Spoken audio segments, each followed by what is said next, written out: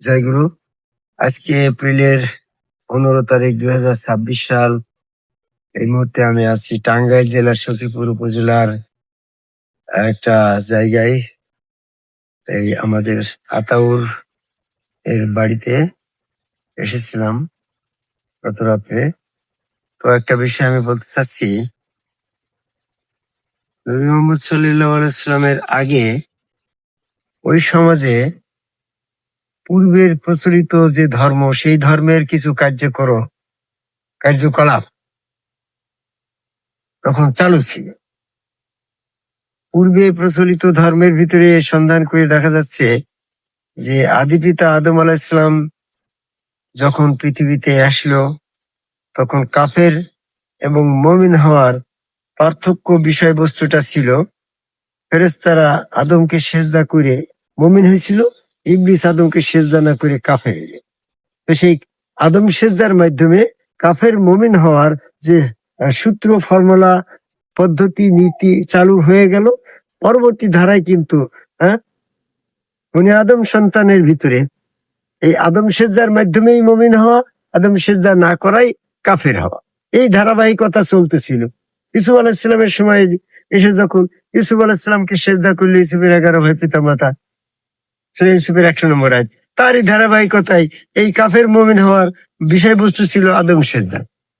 ঠিক নবী মুহাম্মদ সাল্লাল্লাহু আলাইহি ওয়াসাল্লাম আবির্ভাবের পূর্বেও কিন্তু এই সমাজে এক শ্রেণীর মানুষ আদম কাবে আল্লাহকে সেজদা করত, আর এক শ্রেণীর মানুষ আদম কাবে আল্লাহকে সেজদার বিরোধিতা করত। তখন ওই সমাজে দুইটা দলের অস্তিত্ব পাওয়া যায়। তো সেই দুইটা দলের ভিতরে নবী মুহাম্মদ সাল্লাল্লাহু আলাইহি ওয়াসাল্লাম তো 40 বছর বয়স পর্যন্ত তো আর সেই নতুন কোন ধর্মের প্রবর্তনা করে নাই। আসুন খেয়াল কর, তখন তো উনি সামাজিক ভাবে এই প্রচলিত সমাজের দুইটা ধারার কোনো না কোনো একটা ধারার সমর্থন করছিল। ওনার 40 বছর বয়সের ভিতরে উনি দেখলো একটা দল আদম কাবে আল্লাহকে সেজদা করছে, আর একটা দল এই সেজদার বিরোধিতা করছে। উনি ব্যক্তি মোহাম্মদ সাল্লাল্লাহু আলাইহি ওয়াসাল্লাম উনি কোন দলকে সমর্থন করছিল সেই পিরিয়ডে, এটা আমার গবেষণা। আজকের গবেষণা আমার এইখানে দেখা গেল যে তিনি যদি আদম সেজদার বিরোধিতা দলে থাকতো, তাহলে পরবর্তীতে মোহাম্মদ সাল্লাল্লাহু আলাইহি ওয়াসাল্লামের যে ধর্ম প্রকৃতপক্ষে চালু হইল, সেই ধর্মের ভিতরে উনি আদম সেজদার বিরোধিতা মানসিকতায় ছিল, এটা প্রমাণ হয়। বর্তমানে আমাদের সমাজে এক শ্রেণীর মানুষ আদম কাবে আল্লাহকে সেজদার পক্ষে, আর এক শ্রেণীর মানুষ আদম কাবে আল্লাহকে সেজদার বিপক্ষে। এর ভিতরেও নবী মুহাম্মদ সাল্লাল্লাহু আলাইহি ওয়াসাল্লামের মতাদর্শ পক্ষে না বিপক্ষে, এটাও একটা চিন্তার বিষয়। আমরা দুইটা প্রেক্ষাপট, দুইটা সিচুয়েশন, দুইটা সমাজকে দাঁড় করিয়ে নবী মুহাম্মদ সাল্লাল্লাহু আলাইহি ওয়াসাল্লাম তৎকালীন সময়ে কোন পক্ষে ছিল, এখন নবী মুহাম্মদ সাল্লাল্লাহু আলাইহি ওয়াসাল্লামের উম্মত আদম কাবে সেজদার পক্ষে আছে কি বিপক্ষে আছে, এটা আমাদের আলোচ্য বিষয়। সেক্ষেত্রে দেখা যাচ্ছে বর্তমানে তাবলীগ আলা হাজী সাহেব দিয়ে যা আছে, তারা নবীর অনুসারী দাবি করে, অথচ তারা হচ্ছে আদম সেজদার বিপক্ষে। এবং তারা এটা প্রমাণ করে যে, এটা বলতে চাই যে নবী মুহাম্মদ সাল্লাল্লাহু আলাইহি ওয়াসাল্লাম ছিল আদম সেজদার বিপক্ষে। তো এখন যদি তাদের কথাটা সঠিক হয়, তাহলে আমাদেরকে এটা প্রমাণ করতে হবে যে নবী মুহাম্মদ সাল্লাল্লাহু আলাইহি ওয়াসাল্লামের ধর্মের আবির্ভাব হওয়ার আগে, নবুয়ত পাওয়ার আগের ওই 40 বছরে নবী মুহাম্মদ সাল্লাল্লাহু আলাইহি ওয়াসাল্লাম আদম সেজদার বিপক্ষ দলের সমর্থনে ছিল, তাই তো কথাটা। আর যদি প্রমাণ হয় যে এখন আমরা বলছি আমরা আদম কাবে আল্লাহকে সেজদা করি, চিশতিয়া কাদরিয়া এই সমস্ত গুরুবাদী ধারায় যার যার গুরু তার রসুল, এই রসুল রূপে আল্লাহ বিশ্বাসী, সেজদা ভক্তি, শয়তান থেকে মুক্তির পথ, পবিত্র হওয়ার পথ, এটাই ওই রূপে আল্লাহ দর্শনের পথ, এটাই হচ্ছে জান্নাতের পথ, নবীর পথ, আল্লাহর পথ, ফেরেশতার পথ, এটাই হচ্ছে সিরাতুল মুস্তাকিম, এটা সঠিক পথ আমরা বলছি। এবং এটা আমরা বলছি যে নবী মুহাম্মদ সাল্লাল্লাহু আলাইহি ওয়াসাল্লাম এই আদম সেজদার পক্ষে ছিল। যদি এখন প্রমাণ হয় নবী মুহাম্মদ সাল্লাল্লাহু আলাইহি ওয়াসাল্লামের নবুয়ত জারি হওয়ার আগের 40 বছরে নবী মুহাম্মদ সাল্লাল্লাহু আলাইহি ওয়াসাল্লাম আদম সেজদার পক্ষে ছিল, তাহলে আমাদের কথাটা সঠিক বলে প্রমাণ হয়। এখনো মুহাম্মদ সাল্লাল্লাহু আলাইহি ওয়াসাল্লাম সেই আদম সেজদার পক্ষে আছে। তাই তো আমি এখন টোটাল বিশ্বের সমস্ত মানসিক দৃষ্টিভঙ্গিকে আমি ওই জায়গায় নিয়ে যাব যে নবী মুহাম্মদ সাল্লাল্লাহু আলাইহি ওয়াসাল্লাম নবুয়ত পাওয়ার আগে আদম সেজদার পক্ষে ছিল কি বিপক্ষে ছিল। এই জায়গায় আমি একটা গবেষণালব্ধ জ্ঞান আপনাদের সামনে তুলে ধরতে চাই যে মানুষকে সেজদা করার ধারাবাহিকতা নবী মুহাম্মদ সাল্লাল্লাহু আলাইহি ওয়াসাল্লামের নবুয়ত পাওয়ার আগে সামাজিক ভাবে প্রচলিত ছিল। সেই প্রচলনের ধারার ভিতরে নবী মুহাম্মদ সাল্লাল্লাহু আলাইহি ওয়াসাল্লাম ওই ধারার সমর্থন ছিল এবং সেটার অভ্যস্ত ছিল।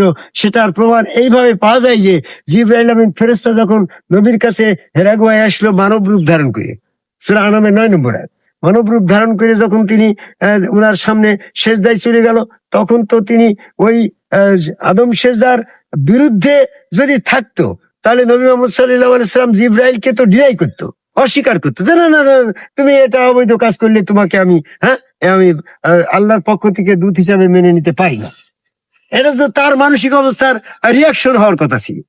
কিংবা নবী মুহাম্মদ সাল্লাল্লাহু আলাইহি ওয়াসাল্লাম যখন হাটে বাজারে চলাফেরা করছে কিংবা একটা জায়গায় বৈঠকে আছে, তখন নবী মুহাম্মদ সাল্লাল্লাহু আলাইহি ওয়াসাল্লামকে এসে যখন ওহী দিচ্ছে, তখন তিনি এই আদম সেজদা গ্রহণ করে আদম সেজদা জিবরাইল ফেরেশতা মানব রূপ ধারণ করে যখন নবীকে সেজদা দিতে যাচ্ছে, তখন তিনি সামাজিক ভাবে দেখছে যে একজন মানুষ নবী মুহাম্মদ সাল্লাল্লাহু আলাইহি ওয়াসাল্লামকে সেজদা করছে লোকলাজের ভয়ে। তখন তো সেই সেজদার বিরোধিতা তার করা কর্তব্য ছিল গো, নাকি? ওই তেমনটা যদি প্রমাণ হয় যে উনি পরিচয় দিল আমি ফেরেশতা, আমি জিবরাইল, আমি শয়তান না, কারণ আমি যদি শয়তান হতাম তাহলে সেজদা করতাম না। শয়তান এবং জিবরাইলের পরিচয়ের পার্থক্যকারী মানদণ্ড ছিল ওই আদম সেজদা। ওই আদম সেজদারা যদি নবী মুহাম্মদ সাল্লাল্লাহু আলাইহি ওয়াসাল্লাম ডিনাই করতো, বিরোধিতা করতো, তাহলে নবী তাকে সে জিবরাইল বলে রিসিভ করে না, এটা প্রমাণ হতো। তাহলে নবী মুহাম্মদ সাল্লাল্লাহু আলাইহি ওয়াসাল্লামের কাছে যখন মানব রূপ ধারণ করে এসে জিবরাইল ফেরেশতা সেজদা করছে, তখন তিনি সে জিবরাইলকে ডিনাই করে নাই, জিবরাইলকে তার সেজদার গ্রহণ করার ব্যাপারে দ্বিমত পোষণ করে নাই এবং অস্বীকারও করে নাই, বরং সে জিবরাইলের পরিচয় পেয়ে সে আলিঙ্গন করে নিয়েছে, সমর্থন করে নিয়েছে এবং তাকে মেনে নিয়েছে। তাহলে নিশ্চয়ই তিনি ওই জিবরাইলের সেজদা গ্রহণ করার পক্ষে ছিল। আদম সেজদা মানুষকে সেজদার পক্ষে ছিল, এটা প্রমাণ হয়। কি মাসুম, বুঝতে পারছো? জিবরাইল তো জিবরাইলের মতো রূপ ধরে তার মুহাম্মদকে সেজদা করে নাই, মানব রূপ ধারণ করে সেজদা করছে। আর মানব রূপ ধারণ করে যখন সেজদা করছে, সেই সেজদা যখন তিনি প্রথমে করছে তখন একটা মানুষ হয়ে সেজদা করছে, এইটার মেন্টালিটি তখন তার ছিল, এই অভ্যস্ত ছিল, তাই সে সেজদা গ্রহণ করে পরবর্তীতে জিবরাইলের পরিচয় পেয়ে ওহির বিষয়গুলা প্রেক্ষাপটগুলা তখন তিনি বিশ্বাস করছে, গ্রহণ করে নিয়েছে, রিসিভ করছে। জিবরাইলকে মানব রূপ ধারণ করে সেজদার মাধ্যমে তাকে রিসিভ করছে। এটাই প্রমাণ হয় যে নবী মুহাম্মদ সাল্লাল্লাহু আলাইহি ওয়াসাল্লামের ধর্মে নবুয়তের আগেও নবী মুহাম্মদ সাল্লাল্লাহু আলাইহি ওয়াসাল্লাম ওই মানব সেজদার পক্ষে ছিল, মানুষকে সেজদার আদমকুমার সেজদার পক্ষে ছিল। এই পক্ষে থাকার অবস্থায় যখন জিবরাইল ফেরেশতা তাকে সেজদা করলো, সেটাও তার পজিটিভে গেল এবং তিনি জানলো যে এই সেজদাটা হচ্ছে ফেরেশতার পরিচয়। এই সেজদার মাধ্যমেই আল্লাহ পাকের নির্দেশের হুকুম মেনে নেওয়ার প্রক্রিয়া, এটাই হচ্ছে আদম আলাইহিস সালামের ধর্ম, মুমিন হওয়ার প্রক্রিয়া। আর আল্লাহর নবী হিসাবে তাকে এই সেজদার সমর্থন করাটাই হচ্ছে তার একান্ত কর্তব্য।